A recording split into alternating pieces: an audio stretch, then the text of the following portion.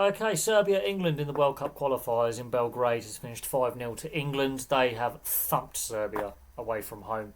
Um, was it the perfect England performance? No, there were still some sloppy errors in there. I don't think this is the strongest lineup that Thomas Tuchel could name if he had all players available. We do know there are some players currently unavailable, so I'm not even sure Thomas Tuchel knows his best lineup yet for next year. I don't think he knows. England have been have faced a lot of criticism. Thomas Tuchel's faced some criticism with some of the performances so far in qualifying, and it's very very difficult to replicate tournament intensity in the qualifying campaigns because you have these intermittent international breaks. Um, but I will say this was the best attacking performance I've seen from an England side in a very very long time. Very very long time. There was still some sloppy play and some sloppy misplaced passes. Some set plays weren't particularly great. Although the first goal does come from a corner, there was still could be better in that regard. I think with some of the set plays and some of the accuracy of set plays, there were some sloppy passes which just gave Serbia some opportunities, which was a bit unnecessary, just overplaying it or just mistiming things a little bit. And I think that's understandable when you've made four changes from the previous game.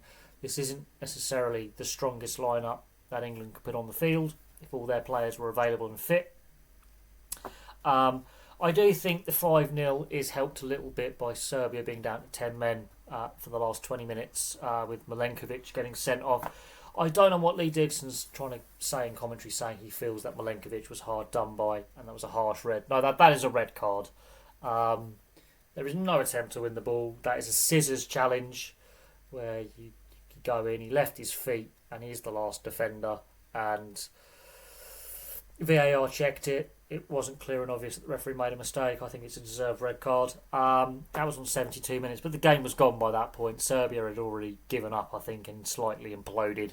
I will say this: the goals were. I mean, Madueke's goal was, I think, one of the best goals I've seen an England team produce in a very, very long time. And everything was done at pace. Everything was done at pace. They were quicker to the 50-50s. That Madueke goal, I mean, England have been heavily criticised for some of their plodding, lack of intensity with their passing. Just that everything was done at pace there. And you've got some of the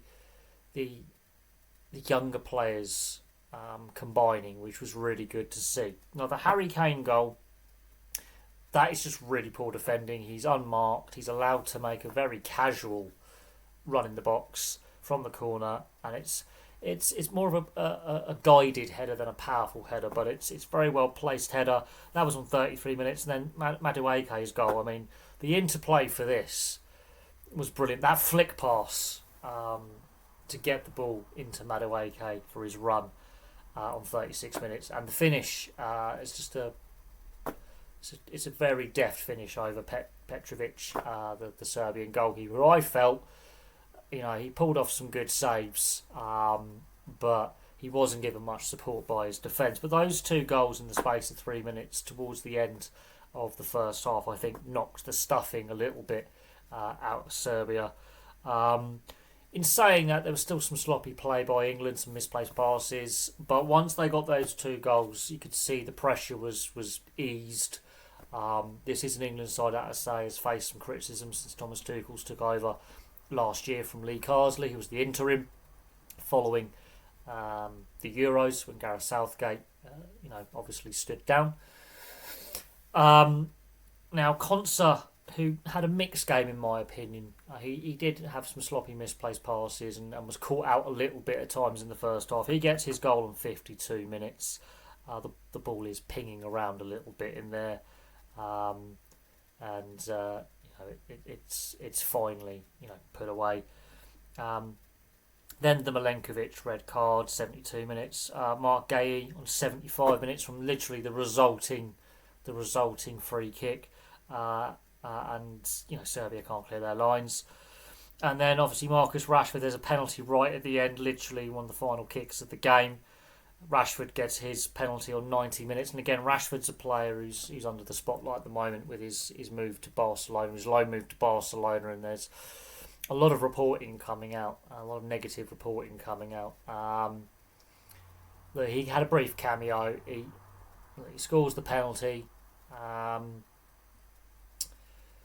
that will give him some confidence that he's got on the score sheet. There's a lot of talk about whether Barcelona are going to how he's going to fit in. Is he fitting in? Is it going well? That kind of thing on his loan move. Obviously, his time at Man United is obviously. I don't think he plays for Manchester United again. I'm surprised he didn't decide to stay at Aston Villa personally, but he decided to take the risk and agreed to the loan move to Barcelona. You can't really read much into Marcus Rashford scoring that penalty. He had a brief cameo for the last couple of minutes. But overall, in an attacking sense, England looked really sharp.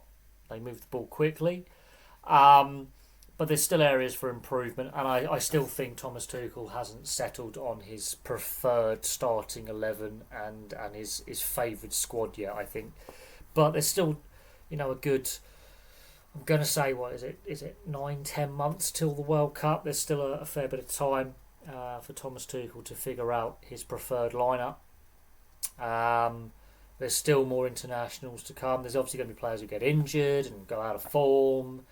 I will say this though: how is Jordan Henderson still part of the England setup? That one is a head scratcher. How he's still getting selected, and people have criticised Thomas Tuchel for some of the selections as well.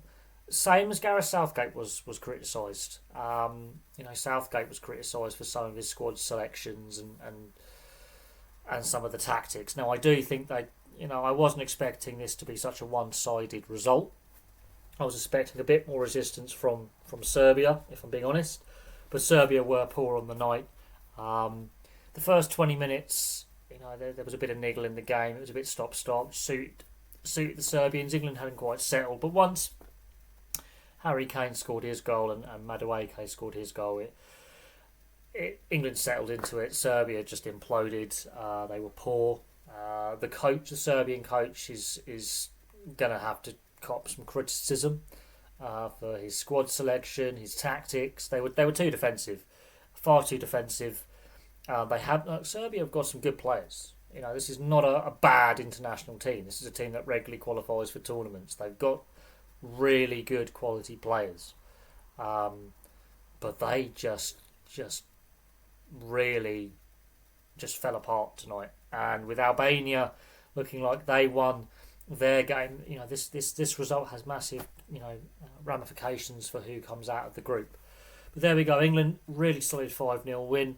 Hopefully England can continue to play like this going forward, because it's taken a while, but I think we finally figured out an attacking formula that works. They still need to tighten up defensively, and they still need to try and somehow cut the errors out of their game, because that first 20-25 minutes they were sloppy at times and gave Serbia very, very easy possession, which they shouldn't really be doing. But there we go. Good 5-0 win for England. Still room for improvement. I think they can get better, and I think Thomas Tuchel's still got to figure out his best starting 11 and his preferred squad, because I think he still doesn't fully know what his preferred squad is and his best lineup is yet. But there we go. Thank you very much for watching. Place your thoughts in the comments section below, and I'll have some more content for you all very, very soon.